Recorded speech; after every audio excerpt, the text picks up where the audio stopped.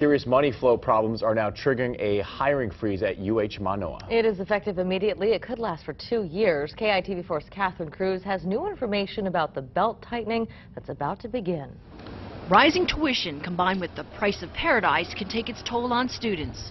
While I dealt with tuition expenditures as expected, the cost of living was what really took its toll on my savings that was left over. Now short on money but under pressure to keep UH Manoa affordable, Chancellor Tom Apple is proposing to freeze positions, cut low-performing programs, and save $10 million on utility bills.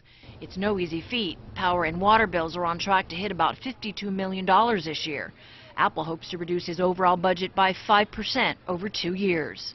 I'm spending taxpayer money and I'm spending student tuition dollars, and we just have to use them in a better way than we have in the past. In any given year, we hire somewhere between 50 and 70 faculty, and we're going to freeze that and accrue those savings towards making sure that our budget is balanced.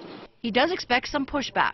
The Dean of the College of Arts and Sciences is 8 positions short and says he began slowing hiring last year out of concern for the bottom line. In arts and sciences, we want to ensure that if there's going to be some retrenchment, that whatever we do, we don't hurt the undergraduate experience for our students.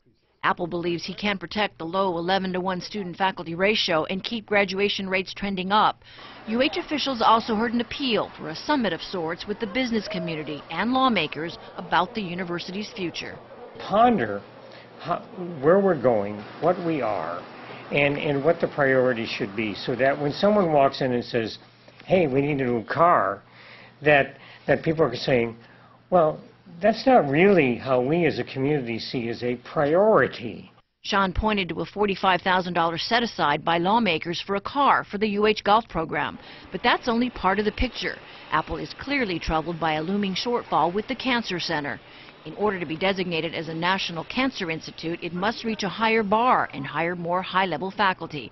But that means higher salaries than the ones he's asking to freeze. In order to meet that designation, we're going to have to hire more. And it's fairly significant, and that shortfall is actually going to go from about $10 to $15 million a year. We do not yet have a plan for that. And Chancellor Apple says if that shortfall isn't fixed with a legislative change, then it will likely fall on his students. You guessed it, with higher tuition. It will be something to watch. Back to you, Yunji, Kenny.